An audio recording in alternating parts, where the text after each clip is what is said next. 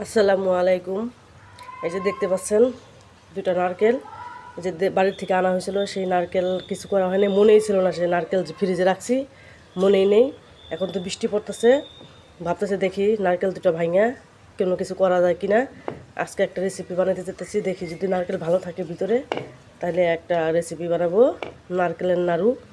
কারণ অনেক দিন যাবত আমার মন চাইছে এটা করার জন্য, কিন্তু এই নারকেল যা আনছে বাড়ির থেকে এটা মনেই ছিল না যে নারকেল আমার ঘরে আছে। এখন ফ্রিজে ভিতরে হাত দিছি, এখন দেখি যে শক্ত। তারপরে ভাবলাম যে এটা মনে হয় যে সেই নারকেল আনছিলাম, এখন কেমন জানি কালো কালো হয়ে গেছে। যদি ভালো থাকে তাহলে সেই রেসিপিটা বানাতে পারবো, নাহলে তো পারবো না। তো দেখি তাহলে, যে আমি এরকম করে পরিষ্কার করে নিয়েছি যে একটা। তারপর এটা আগে ভাঙি, যদি ভালো থাকে তাহলে এটাও ভাঙবো। এটা এখনো পানি ঝলতেছে, তো এটা পানি ঝেলে না। এটা হলো এই যে গ্যাস ছিল মাথায়, এখন গ্যাসের কারণে কি পানি খেয়ে ফেলছে নাকি বলতে পারি না। তাই যদি দেখি পানি ভালো থাকে, মানে পানি নাই, পানি শুকাই গেছে, আর এটার ভিতরে পানি আছে। এটা ভালো থাকতে পারে, কিন্তু এটা ভালো নাও থাকতে পারে। এটার ভিতরে ফুপা হয়ে গেছে, দেখি ভাঙে আগে। আপনারা আমার সাথে থাকেন। এই দেখেন, একটা বললাম না যেটা পানি ঝুলে এটা একটু ভালো আছে। এই যে পানি হয়েছে, যে পরিষ্কার পানি, পানিগুলো কি পরিষ্কার। এই যে, আর এই যেটা ফোপা হয়ে গেছে, এই যে শুকিয়ে গেছে পানি, এটা এই যে একটু, যে ভিতরে ফোপা হয়েছে একটু, এই যে তাও এটা নেওয়া যাবে, এটা কোনো সমস্যা হয় নাই। মানে পানিটা শুকিয়ে গেছে, এই যে পানিটা শুকিয়ে গেছে। এখন উপর থেকে এগুলো ফেলে দিয়ে তারপর আমি ভালোভাবে ধুয়ে তারপর কড়াই নিব। আর এই যে একটু ফোপা হয়েছে এটা, এই যে নারকেলগুলো সুন্দর করে ধুয়ে নিয়ে আসছি, এখন কি পরিষ্কার হয়েছে। আর যে কোরানি, এটা নারকেল কোরানি জিনিস, আমি এখন কোরাই নিতেছি। এই তো নারকেলগুলো আমার কোরানো শেষ। এই দেখেন কতগুলো নারকেল হয়েছে। আমি এগুলো সম্পূর্ণ দিয়ে আমি নাড়ু বানায় রাখবো।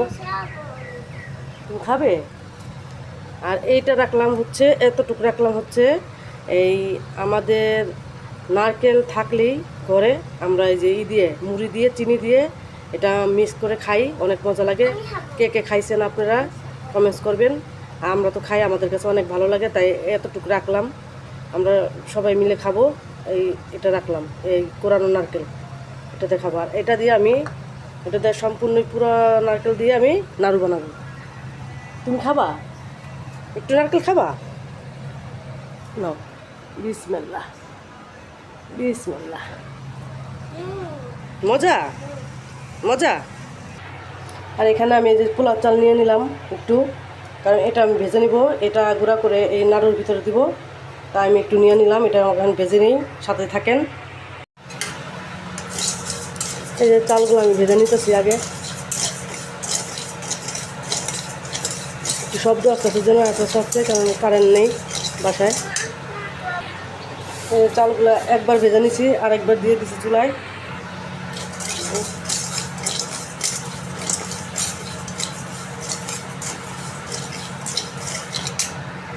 দেখেন আমি ভেজে নিছি সবগুলা। এখন আমি একটু ঠান্ডা হলে ব্লেন্ডার করে আনবো। তারপরে নারকেলটা আমি ভেজে নিব। এই পোলাও চালটা দেওয়ার কারণ হচ্ছে, আমি ভাতের চালও দিতে পারতাম, কিন্তু পোলাও চালটা দিলে বেশি মজা হয়, আর ফ্লেভারটাও সুন্দর আসে। দেখছেন কত ছোট ছোট চাল, এই জন্য আমি পোলাও চালটা দিলাম। এই যে আমি নারকেলটাও ভেজে নিতেছি।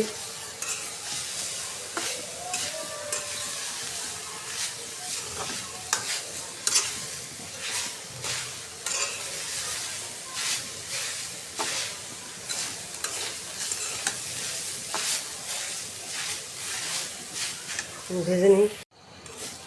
নারকেলটা আমার ভাজা হয়ে গেছে, এখন আমি নামাই ফেলবো। যেহেতু নারকেলের যে ভিতরে পানিটা ছিল এটা শুকিয়ে গেছে, এখন আমি নামাই ফেলবো।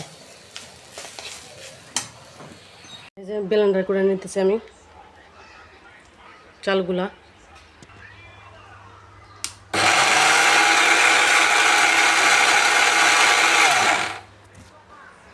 হয়ে গেছে।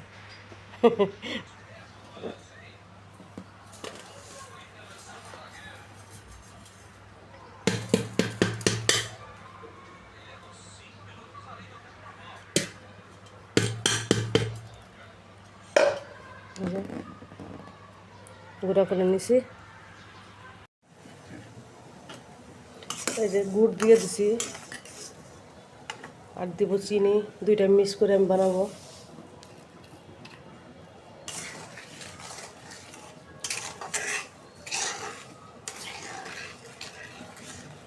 নাড়ুটা একটু কালো কালো হলে ভালো লাগে, ভালো দেখা যায়, কালারটা অনেক সুন্দর আসে।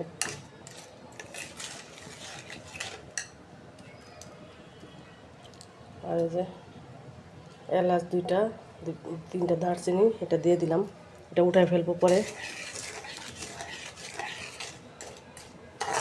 যেহেতু গুড় 1 বছরের, এই জন্য এটা দিয়ে দিলাম।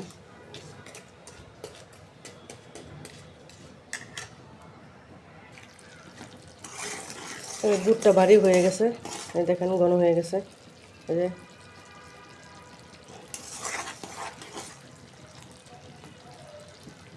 একটু ঘন হয়ে গেছে, আর একটু করবো, আঁশটা আনাবো। তারপরে বেশি আঁশ আনা লাগবে না, মানে মোটা যখন ভারী হয়ে পড়বে ফোঁটাটা, তখন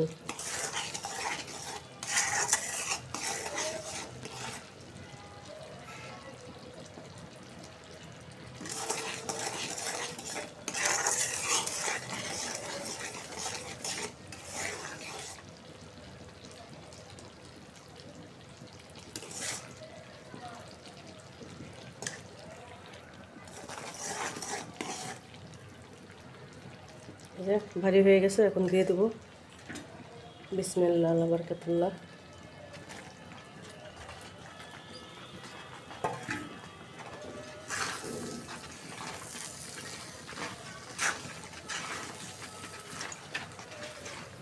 এর ভিতর দিয়ে দেবো চালের গুঁড়া, এই যে ভাজা চালের গুঁড়া। যে এখন ভালোভাবে মিক্স করে নেব।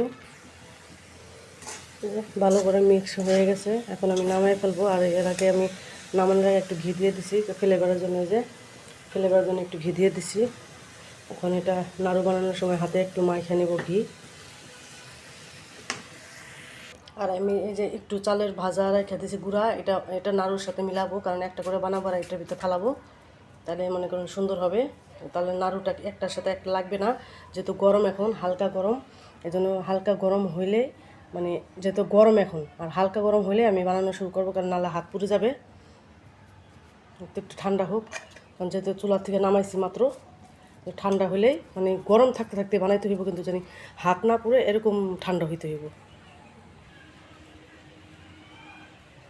এই যে দেখেন বানাই নিতেছি, এই সাইজে বানাইতেছি, একটু বড় বড় করে বানাইতেছি।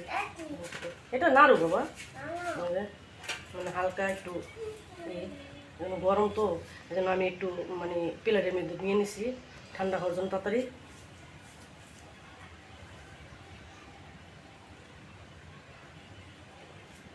এই দেখেন আমার নাড়ুগুলা বানানো শেষ। যেভাবে সবাই চালের ভাজা গুঁড়ার সাথে মিলে নিছি, তাহলে মনে করেন আর একটার সাথে একটা লাগে না। আর শক্ত হলে, এই যে ধান শক্ত হয়ে গেছে, এই যে ঠান্ডা হলে তো শক্ত হয়ে যাবে। এই যে শক্ত হয়ে গেছে, গরম থাকতে যেন একটার সাথে একটা না লাগে, এই জন্য একটু চালের গুঁড়া রেখে দিয়েছিলাম। এটা কিন্তু ভাজা চালের গুঁড়া, আর যারা প্রথম তো না দেখছেন তারা দেখে নেবেন।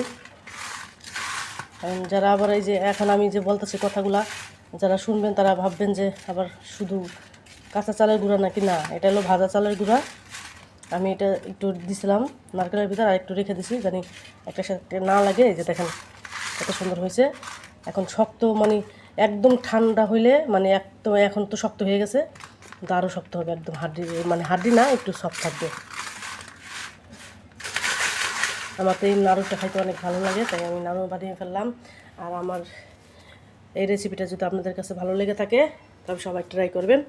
আর যে যেখান থেকে দেখছেন আমাকে শেয়ার, লাইক করবেন, কমেন্টস করবেন, আর আমার চ্যানেলটা সাবস্ক্রাইব করবেন। আমার ভিডিওটা যদি ভালো লাগে, আপনারা কেউ সাবস্ক্রাইব করতেছেন না,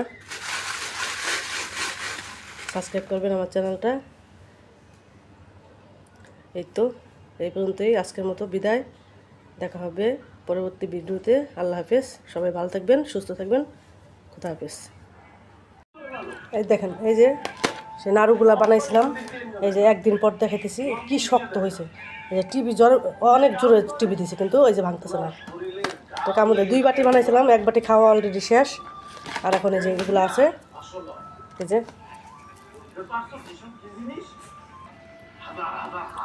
যে খাইতে মজাও হয়েছে অনেক।